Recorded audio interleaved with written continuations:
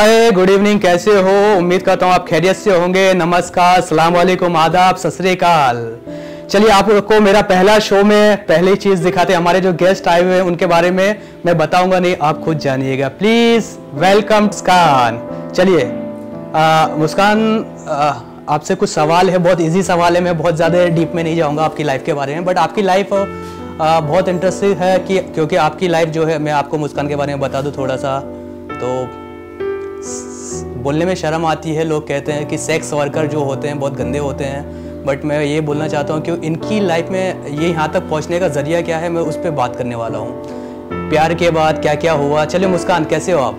मैं अच्छी हूँ, आप कैसे हो? बस मुस्कान, मुझे कुछ सवाल है आपसे, है ना, आपको बताने होंगे। मैं एक चीज़ जानना चाहता हूँ। मैंने सुना है कि आप कुछ गलत चीज़ें यूज़ करती हो। गलत तो इंसान जानबूझ के नहीं करता है ना। यस। कुछ प्रॉब्लम होते तभी लाइफ में करना पड़ता है। मतलब आपको ये जो पेशा है, मतलब लोग कहते हैं गलत वर्ड यूज़ करते हैं, मैं ले नहीं पा रहा हूँ क्योंकि मैं बहुत रिस्पेक्ट करता हूँ यार लड़कियों की, क्योंकि मेरे घर में ये माँ बहन है, भाभी है, बहुत सारे लोग हैं जिनकी मैं बहुत इज्जत करता हूँ। बट कहीं ना कहीं यार समाज में गंदे वर्ड होते हैं, जैसे कोई कहता है कॉल गर्ल, कुछ लोग अलग अलग वर्ड से आपको जानते हैं। तो मैं कुछ सवाल ये है कि आपको ये काम करने की क्या ज़रूरत है? एक्चुअली मुझे ज़रूरत भी नहीं थी, मेरा लव मैरिज हुआ था। ओके। तो शादी करने के बाद मेरा बच्चा हुआ। बच्चा होने के बाद मेरे हस्बैंड को मैंने किसी और के साथ देखा। ओके, मतलब आपका हस्बैंड आपको चीट कर रहा था? हाँ, मुझे दुनियादारी कुछ भी नहीं पता था। मैं 5 टाइम नमाज वगैरह ये सब चीज़ करती थी। तो मतलब आप जो ये काम कर रही हो तो सिर्फ अपने बच्चों को पालने के लिए? हाँ, आप मेरे बच्चों के लिए। जब मेरा बच्चा 3 महीने का था, मैं आंध्र स्टेशन में सो के 3 महीना गुजारी हूँ। कैसे गुजारी हूँ मैं जानती हूँ।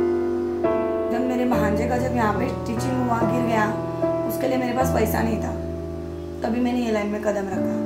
मैं तो शौक से, किसी को शौक नहीं है ये सब चीज़। आपने ऐसे बंदे से फिर प्यार ही क्यों किया? क्योंकि आपको पता नहीं था कि बाद में बंदा चेंज हो? पता नहीं था ये सब चीज़। तो बाय द वे, ये मैं जान सकता हूँ आप कहाँ से हो?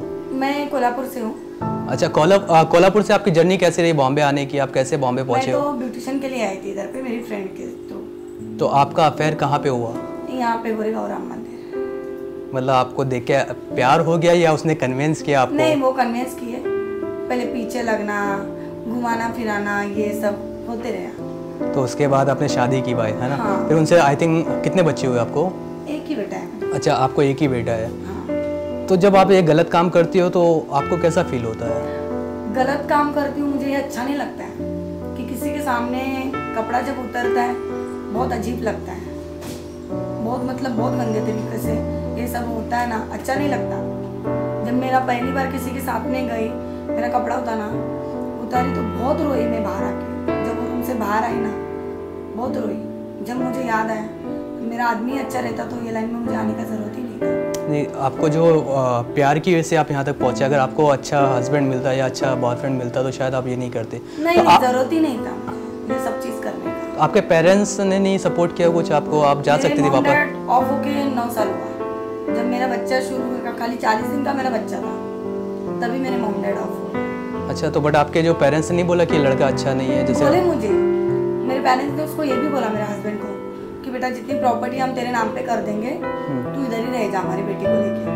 तो नहीं माना, बोला नहीं पापा मैं जाऊँगा मुंबई, मैं उसको अच्छे से रखूँगा। मेरे मॉम डैड भी बोले बच्चा होने के बाद मुस्कान अच्छे से नहीं रहेगा, तो उनकी बात नहीं मानी। मतलब आपको उनकी बात अगर शायद आप मान लेती तो हाँ, आप शायद मेरा बच्चा होने के बाद में भी अगर मेरे मॉम डैड रहते थे आज यहाँ पे तो ये लाइन देखना ही नहीं पड़ता था मुझे, ज़रूरत ही नहीं था इस चीज़ का। जब आप किसी के पास जाते हो, लोग आपको हायर करते हैं, तो बहुत सारे जो मर्द होते हैं वो आपको उनमें से कोई पसंद आया ऐसा कि?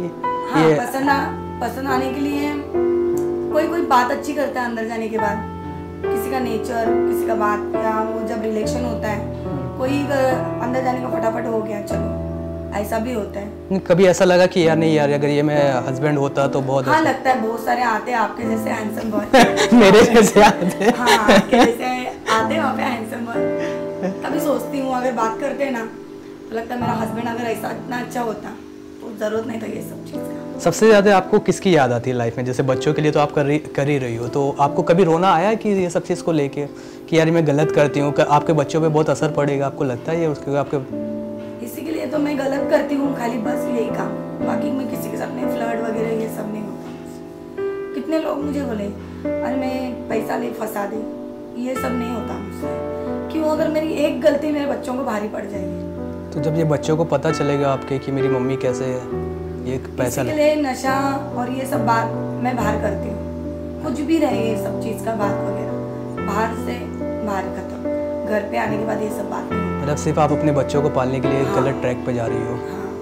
तो ये मजबूरी, आप तो ठीक है आपकी तो मजबूरी है, आपको बहुत सारे लोग आपके फ्रेंड ऐसे मिले होंगे जिनकी मजबूरी नहीं, लोग शौक से भी करते हैं, ऐसा मैंने सुना है। बहुत सारे लोग हैं शौक से करने वाले, मेरे 2-3 फ्रेंड है वो भी शौक के लिए करते हैं। उनका हस्बैंड महीने का 30-40 हज़ार रुपये कमाते हैं, उसके बाद भी शौक के लिए। शौक के लिए, एंजॉय के लिए। यार ये तो बहुत टफ चीज़ें हैं कि आप कर रहे हो। हाँ, तो आपके जो हस्बैंड है वो कभी आपसे कनेक्ट नहीं होते, ये अलग ही हो गए होंगे आप? नहीं, अभी बीच में मेरा एक मैटर हुआ था, तभी मैंने बोला वाइफ बन के हेल्प मत करो, एक दोस्त बन के हेल्प करो। वो मेरी हेल्प नहीं की, मुझे बहुत गंदे लैंग्वेज से बात की, गाली वगैरह दिए, सामने वाला मुझे इतना परेशान किया। तो भी मैंने, अभी भी परेशान हो रही हूँ मैं उस चीज़ से, लेकिन अभी थोड़ा शांत है। तो कभी ऐसा नहीं लगा कि यार बच्चे जो जब बड़े होंगे आपके तो वो आपसे सवाल पूछेंगे मम्मा आपके क्या काम करते थे, आप क्यों किया ऐसा? तो आप बच्चों को बताती हो कि आपके पापा ऐसे थे आपके? नहीं, एक्चुअली मेरे बेटे को ये नहीं पता उसका डैडी कौन है। आपने बताया नहीं? मैंने कितने बार, मेरा हस्बैंड सामने है तो मेरा बेटा बोला मम्मा ये अंकल कौन है? मेरे आपके पापा हैं। बोलते मेरे पापा ऐसा नहीं हो सकते, अगर मेरे पापा ऐसे होते तो ये सब चीज़ नहीं होता। तो लॉकडाउन, तो जैसे लॉकडाउन रहा है आपको सबको ही पता है कि लॉकडाउन में तो बहुत ज़्यादा दिक्कतें हुई होगी। हाँ, बहुत ज़्यादा दिक्कत हो गई। तो कैसे सर्वाइव किया आपने? कुछ नहीं, थोड़ा पैसा जमा करके रखा था, उसमें घर भी चल रहा था, राशन तो आ रहा था बाहर से। 1-2 दोस्त लोग थे, राशन के लिए हेल्प भी की है। Very good. जब तुम अपने दोस्तों से मिलती हो या अपने फैमिली वालों से मिलते हो तो उनको तो पता होगा ये सब चीज़ के बारे में? मैं एक्चुअली जब से मेरा बेटा हुआ है मैं एक ही बार गाँव गई हूँ, फैमिली वाले से मिली हूँ। मेरी फैमिली भी पूछती है क्या करती है, मैं सीधा बोलती हूँ मैं ब्यूटिशियन करती हूँ। तो उन्हें जब सच पता चलेगा, फिर सच पता चलेगा तो उनकी हालत मेरे से भी बदतर हो जाएगी। तो तुमको बता देना चाहिए, उनकी हेल्प ले लेना चाहिए था आपको। मैं नहीं ले सकती क्योंकि हर तरह से मेरा रिश्ता टूट चुका है, और अभी ये पता चलेगा कि मेरा हस्बैंड मेरे पास नहीं है तो और भी उनके नज़र में मैं गिर जाऊँगी। इसलिए आप बता नहीं सकते हो उनको? नहीं, मैं कुछ हेल्प नहीं ले सकती। मांगने को तो सब चीज़ कर सकती हूँ, लेकिन नहीं, मेरी भी बहुत प्रॉपर्टी है, मैं भी करोड़पति बाप की जैसी बेटी हूँ। अच्छा, इतना पैसा है आपके पास?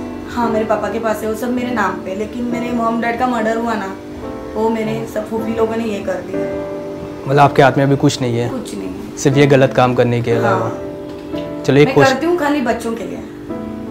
तो आप कैसे जो कस्टमर आते कैसे हैंडल कर पाती हो आप? आपको तो अजीब सा फील होता होगा। अजीब सा होता है, कई 100 में से एक अच्छा मिलता है, कभी उससे भी अच्छा एक दिन आता है कि कस्टमर को हैंडल ही नहीं करना पड़ता, कभी कभार ऐसा होता है। तो सबसे अच्छा कस्टमर, नाम मत बताना, तो आपका एक्सपीरियंस कैसा रहा उन लोगों के साथ?